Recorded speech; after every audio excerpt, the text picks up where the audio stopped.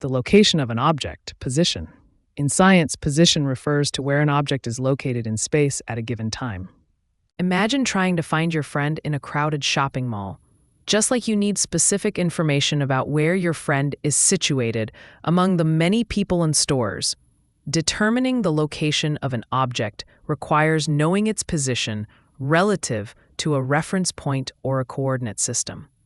In both cases, whether you're navigating the mall or pinpointing an object's location, you rely on coordinates or landmarks to identify exactly where something is amidst other objects.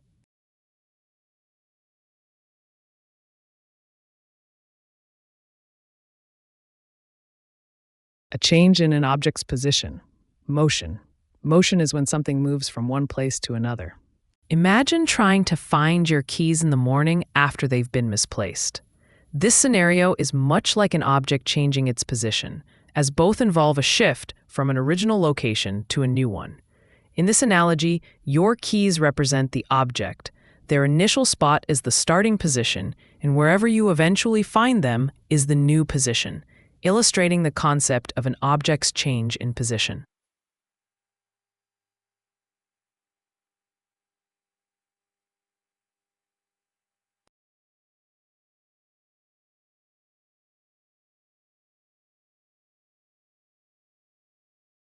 The distance an object travels per unit of time. Speed. Speed is how fast something is moving. Imagine you're trying to manage your budget by tracking how much money you spend each day. Just like keeping an eye on your daily expenses gives you an idea of your spending habits, measuring the distance an object travels in a specific time frame tells you its speed. In this analogy, your daily expenses represent the distance, the days are the time, and your overall spending pattern is like the speed, providing a clear picture of how fast your finances are moving.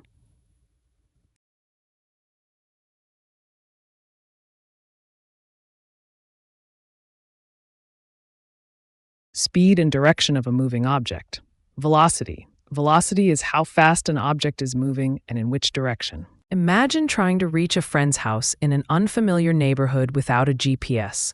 Just like you need both speed and the correct direction to arrive at your friend's house efficiently, velocity provides both the speed and direction needed for a moving object to reach a destination. In this analogy, the speed of your car is like the speed component of velocity, while knowing which roads to take represents the direction component, both of which are crucial to successfully reaching your endpoint, just as velocity is essential for predicting where and how quickly an object will move.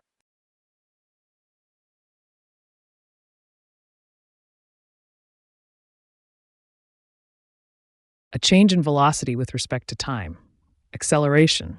Acceleration is how quickly something speeds up, slows down, or changes direction. Imagine you're driving on a highway and suddenly realize you're late for a meeting, so you need to speed up.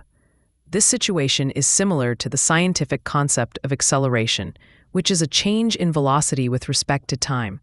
Just as you press the gas pedal to increase your speed, change in velocity to catch up to your schedule over time. An object accelerates when its velocity changes over time, whether that's speeding up, slowing down, or changing direction.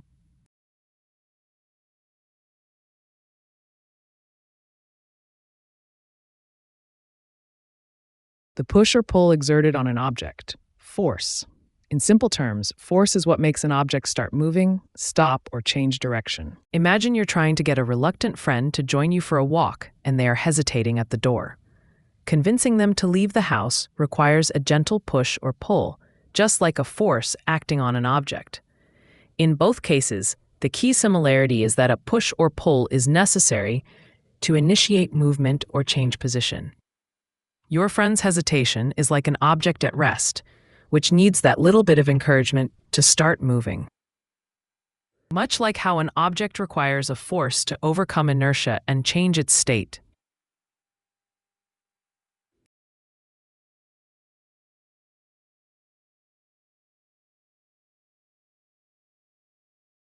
The tendency of objects to resist any change in motion. Inertia. Inertia is an object's natural resistance to changes in its speed or direction. Imagine trying to push a heavy sofa across your living room floor.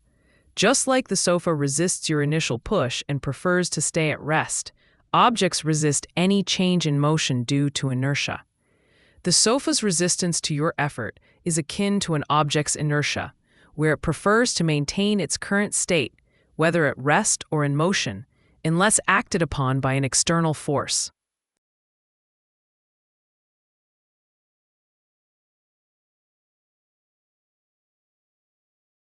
The attractive force between all objects that have mass.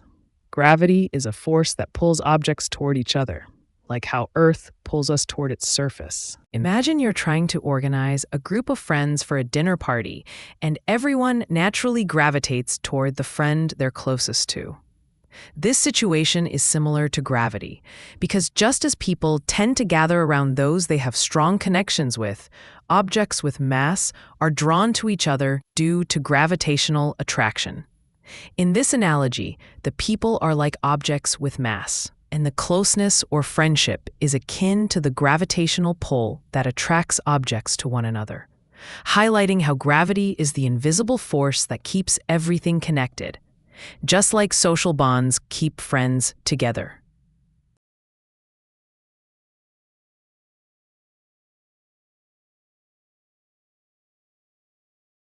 Measure of the force of gravity on an object. Weight. Weight is how much gravity pulls on an object. Imagine you're trying to push a shopping cart that's heavier than usual because it's filled with groceries.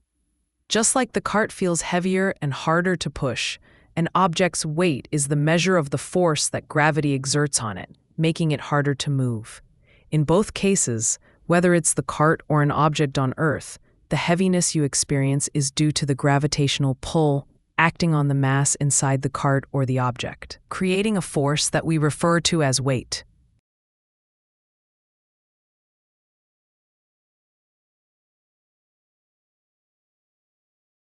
The force that opposes motion between two surfaces that are touching.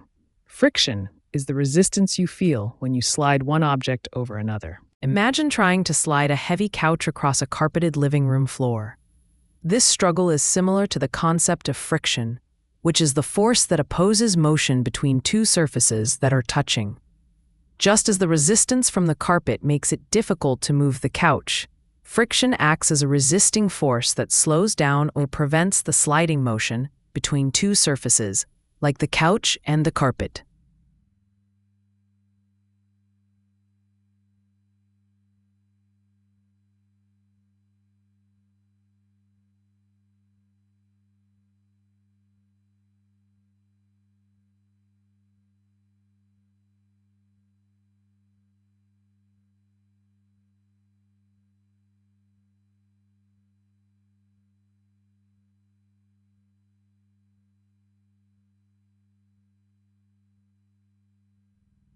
Imagine trying to slide a heavy couch across a carpeted living room floor. This struggle is similar to the concept of friction, which is the force that opposes motion between two surfaces that are touching. Just as the resistance from the carpet makes it difficult to move the couch, friction acts as a resisting force that slows down or prevents the sliding motion between two surfaces, like the couch and the carpet.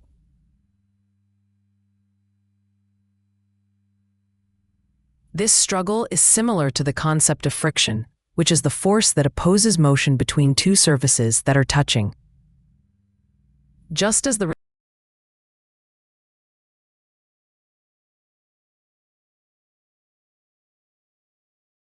use of force to move an object over a distance. Its unit is the joule J. Work is when you apply force to something and it moves.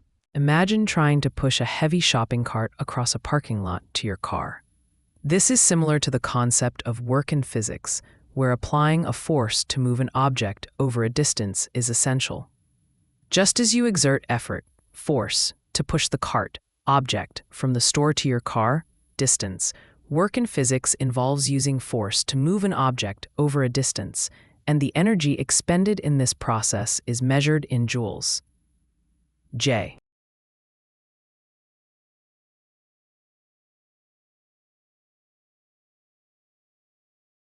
A device that changes a force with one movement, like a lever, inclined plane, wedge, screw, wheel and axle, or pulley. Simple machine. A simple machine is a tool that makes it easier to move or lift objects by requiring less force. Imagine trying to move a heavy couch across the living room floor by yourself. Just as it's difficult to exert enough force to shift the couch without help, a simple machine helps us redirect or multiply our effort to make tasks easier. In this way, a lever or pulley acts like a helping hand, allowing you to lift or move heavy objects with less effort, much like how sliding furniture on a dolly makes moving it more manageable.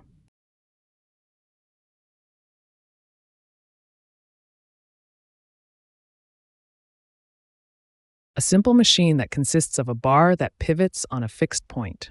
Lever. A lever helps lift or move heavy objects by using a pivot point to increase force. Trying to open a stubborn jar lid can be a frustrating problem everyone faces. Imagine using a spoon to pry open that jar lid, where the spoon acts as a lever to help you exert more force with less effort. The spoon is like the lever's bar. Your hand provides the force. The jar rim becomes the pivot point, and the lid is the object being moved, illustrating how a lever allows you to amplify your effort to achieve a task that would otherwise be difficult.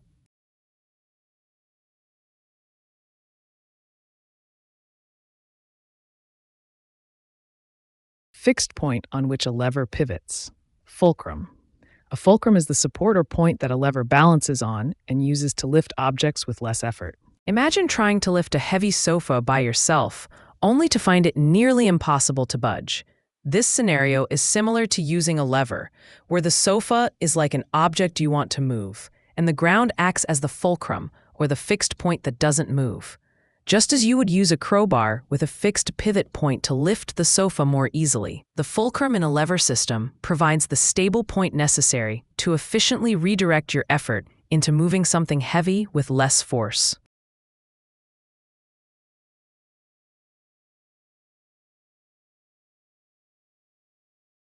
A simple machine made of a wheel with a rope around it.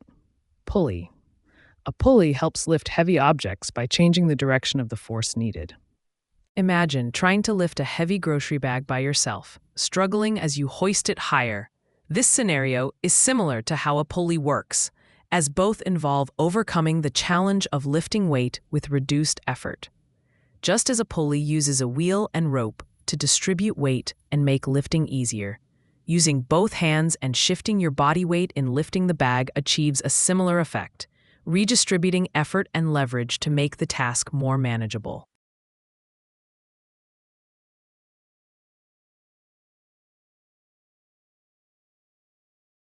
A simple machine made of a wheel with a rod joined at its center. They rotate together. Wheel and axle. A wheel and axle is a device that makes it easier to move or lift objects by reducing the force needed through rotation. Imagine trying to open a stubborn jar lid that just won't budge. Just like how using a rubber grip can help you twist the lid more easily, a wheel and axle system uses the larger wheel to amplify the force applied to the smaller axle, making it easier to move or lift objects. In this analogy, the jar lid is the wheel, your hand is the axle, and the rubber grip is the extra leverage that helps you apply greater force with less effort, demonstrating how the wheel and axle work together to make tasks easier.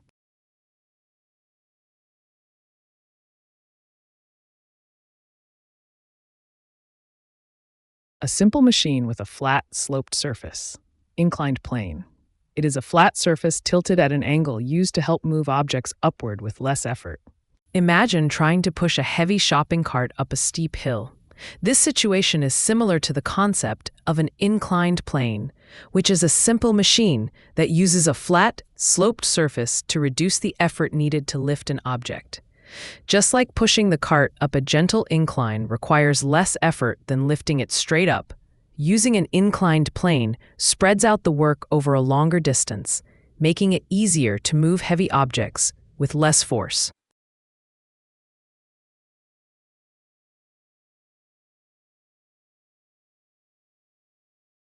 A simple machine made of an inclined plane wrapped around a cylinder. Screw. A screw is a tool that converts rotational force into linear motion, making it easier to hold things together or lift objects. Pull. Imagine trying to push a heavy box up a steep hill. It feels almost impossible because of the direct steep climb. Similarly, a screw makes use of a gentler approach by having an inclined plane, like a gradual slope, wrapped around a cylinder. Just as pushing the box up a winding path makes it easier to reach the top, the inclined plane of a screw reduces the effort needed to drive it into materials by spreading the force over a longer distance.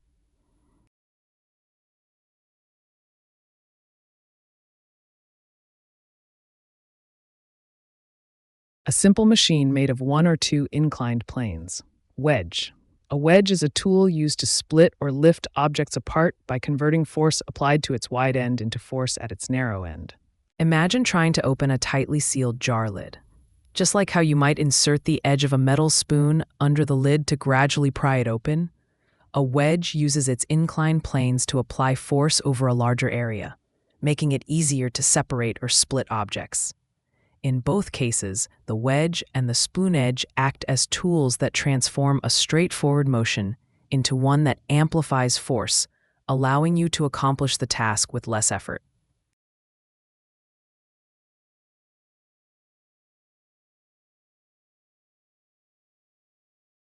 The force used on a simple machine. Effort force. Effort force is the push or pull applied to a machine to make it work. Imagine trying to open a tightly sealed jar of pickles.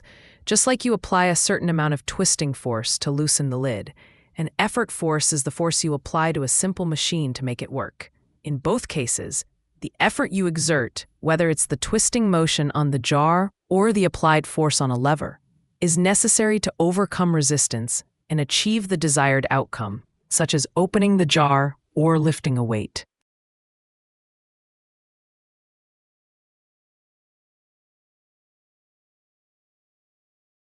A device that uses electrical energy to do work. Load. In science, a load is something that consumes electrical power, like a light bulb or a motor. Imagine trying to open a stubborn jar lid that just won't budge. In both cases, whether you're twisting a jar lid or using a device like a blender, you're applying energy to achieve a specific goal.